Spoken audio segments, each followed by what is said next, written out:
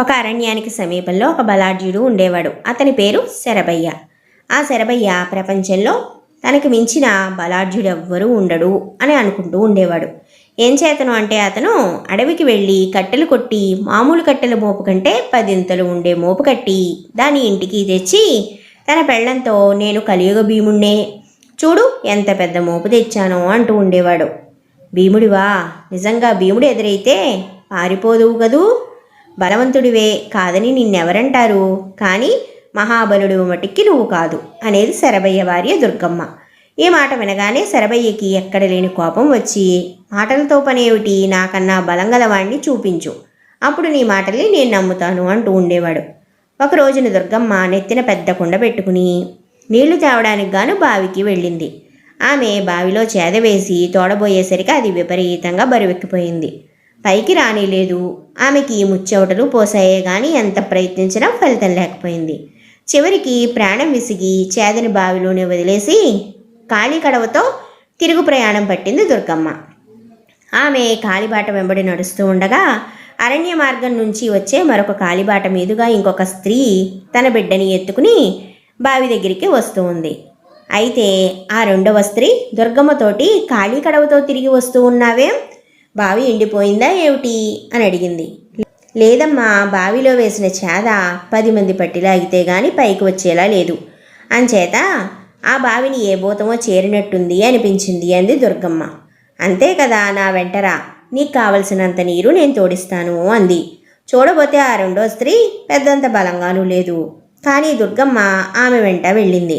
దుర్గమ్మ రెండవ స్త్రీతోటి, ఇదిగో చూడు, చేదను పైకి లాగలేక ఇందులోనే వదిలి తిరిగి ఇంటికి వచ్చేస్తూ ఉన్నాను అంటూ నీళ్లు తోడకుండా ఖాళీ కడవతో ఉన్న చేదని పైకి లాగింది. ఇంతలో రెండవ స్త్రీ ఎత్తుకు ఉన్న ఆ చంటి పిల్లవాడు దుర్గమ్మ చేతిలో ఉన్న తాడు అందుకుని చేదని మళ్ళీ బావిలో వేసి గబగబా చేదని పైకి లాగేశాడు. దాని నిండా నీరుంది.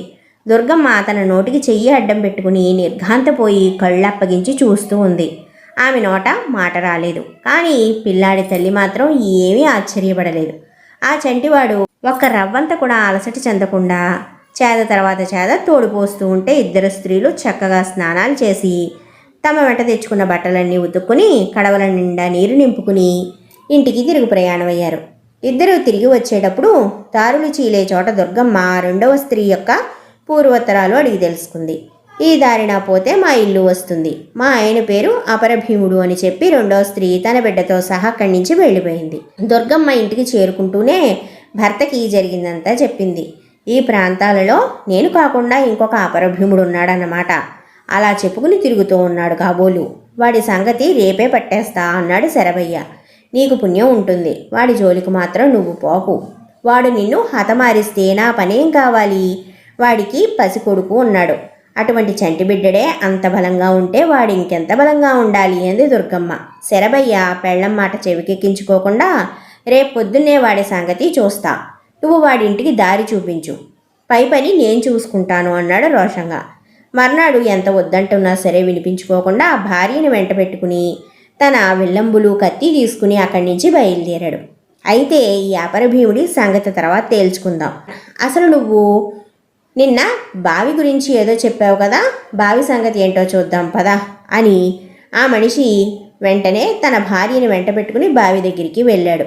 సరిగ్గా అదే సమయానికి అపరభీముడి భార్య కూడా అక్కడికి వచ్చింది. శరభయ్య చేదలాక్కుని బావిలో వేసి నీటిలో ముంచి ఈ ముష్టి చేదలాగడానికి 10 మంది కావాలిట, పైగా చెప్పొచ్చింది అంటూ చేదని తోడబోయాడు.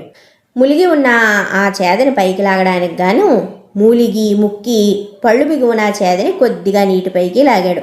కానీ మరుక్షణం శరభయ్యని చేద బావిలోకి ఈడ్చేసింది. సమయానికి చంటివాడు శరభయ్యని పట్టుకుని లాగకపోతే ఆ రోజుతో శరభయ్య పని అయిపోయినట్టే. శరభయ్య కాలు జారి బావిలో పడిపోయి ఉండేవాడు. తర్వాత ఆ చంటి పిల్లవాడు శరభయ్య చేతి నుంచి చేదని అందుకుని సునాయాసంగా చేదని పైకి తోడేశాడు. ఇప్పటికైనా సంగతి తెలిసిందిగా, ఇక మాట్లాడకుండా ఇంటికి పద అంది దుర్గమ్మ తన భర్తతో సౌజ్ఞ చేస్తూ. ఇందులో ఏదో గారడి కనికట్టు 2 ఉన్నాయి, నేను ఆ అపరభీముణ్ణి కలుసుకు తీరాల్సిందే అన్నాడు శరభయ్య. నీ తలరాత, నేను మాత్రం తప్పించగలనా, నేను మాత్రం నీ వెంట రాను సుమా అంటూ దుర్గమ్మ నీళ్లు తీసుకుని ఇంటిదారి పట్టింది.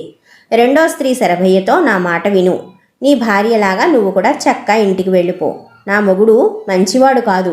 నా మొగుడి కళ్ళ పడటం అంత మంచిది కాదు. నీ చెప్పే మాట విను అంది. కానీ శరభయ్య మొండికెత్తి ఆమె వెనక వాళ్ళ ఇంటి దారి పట్టాడు. నా మొగుడు ఆహారం కోసం వేటాడబోయాడు. తడవకొక ఏనుగుని తినేస్తాడు. అంచేత నువ్వు ఎక్కడైనా దాక్కుని చాటు నుంచి అతన్ని చూడు. అదే మంచిది. ఎదుట పడ్డావో నిన్ను కూడా అవలేలుగా విరుచుకు తింటాడు అంది అపరభీముడు భార్య. ఆమె శరభయ్యని నిలువెత్తు కడవలోకి దింపింది. అందులో శరభయ్య మునివేళ్ల మీద నిలబడితే గాని బయట ఏం జరిగేది కనబడదు. సాయంకాలం అవుతూ ఉండగానే ఒక పెద్ద సుడిగాలి వీచింది. అపరభీముడు తన ఇంటి ఆవరణలోకి వచ్చి ఏనుగుని వండావుటే అని పెద్దగా కేక పెట్టాడు. ఆ కేకకి ఇంట్లో ఉన్నవి బయట ఉన్నవి అన్ని వస్తువులు కూడా దద్దరిల్లాయి.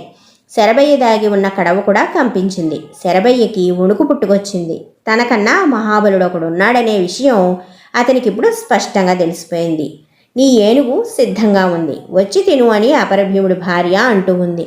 కొంచెం ఉండు, ఎక్కడి నుంచో మనిషి వాసన కొడుతూ ఉంది, మనిషిని తిని చాలా రోజులయ్యింది అంటూ అపరభీముడు తన ఇంటి చుట్టూ ఉండే ఆవరణ అంతా గాలించడం మొదలుపెట్టాడు. తన భర్త దూరంగా వెళ్ళగానే అతని భార్య శరభయ్య దాక్కుని ఉన్న చోటికి వచ్చి, నా భర్త వచ్చి తిండి తిని నిద్రపోతాడు, అప్పుడు నేను దీపాన్ని కిటికీలో ఉంచుతాను, నువ్వు ఇక్కడి నుంచి అదే సమయంగా అనుకుని పారిపో అంది. మర్చిపోకు, గుర్తుపెట్టుకో, మళ్ళీ ఇంటి ఛాయలకు కూడా రాకు అని హెచ్చరించింది కూడా. రాను తల్లి రాను, నాకు బాగా బుద్ధొచ్చింది అన్నాడు శరభయ్య. ఒక రాత్రి వేళ శరభయ్యకి కిటికీలో దీపం కనిపించింది. అతను మెల్లగా కడవలో నుంచి బయటికి వచ్చి వేగంగా నడవసాగాడు.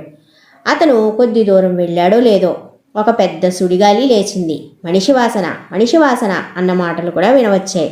అవి అపరభీముడి గొంతు. శరభయ్యకి బాగా అర్థమైంది. కాలు సత్తువు కొద్దీ పరిగెత్తసాగాడు. శరభయ్య ఎంతసేపు పరిగెత్తినా కూడా అపరభీముడు వెంట తరుగుతూనే ఉన్నాడు. సుడిగాలి వీస్తూనే ఉంది. శరభయ్య కాళ్లల్లో సత్తు ఉడిగిపోయి గాలితోపుకి అతను ముందుకి పోతూ ఉన్నాడు. అతను అరణ్యానికి అడ్డం పడి పరిగెత్తుతూ ఉండడం చేత ఎంత దూరం వెళ్ళినా కూడా జనసంచారం తగలట్లేదు. ఇంతలో శరభయ్యకి ఒక దృశ్యం ఎట్ట ఎదుట కనిపించింది. పై ప్రాణాలు పైన ఎగిరిపోయినంత పని అయ్యింది. ఆ అరణ్యం మధ్యలో ఒక మహాకాయుడు అరణ్య మృగాల్ని ఒక పెద్ద గుట్టగా పోసి వాటిని పీక్కు తింటూ ఎముకల్ని ఒక పక్కకి విసిరివేస్తూ ఉన్నాడు. ఎవరు నువ్వు, ఎవరు నిన్ను తరుముకొస్తూ ఉన్నారు అని మహాకాయుడు శరభయ్యని అడిగాడు. ఒక మహాబలుడు అన్నాడు శరభయ్య వణికిపోతూ. మహాకాయుడు కోపంతో హోంకరించి, అడవి రాక్షసుణ్ణి నేనుండగా మరొక మహాబలుడా, రాణి, వాడి ప్రాణాలు తీసేస్తాను అని గర్జించాడు.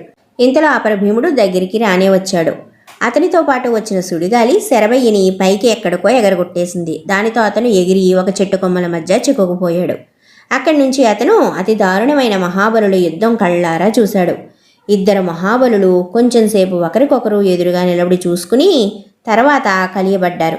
వాళ్ళు ఒకళ్ళనొకళ్ళు తెల్లవారేదాకా కొట్టుకుంటూనే ఉన్నారు. మహాబలులు ఇలా యుద్ధం చేసుకున్నాక కోడబలుక్కున్నట్టు ఇద్దరు ఆకాశంలోకి ఎగిరి మబ్బుల చాటికి వెళ్ళిపోయారు. కానీ అప్పటికీ వాళ్ళ గర్జనలు, తన్నులు శరభయ్యకి వినిపిస్తూనే ఉన్నాయి.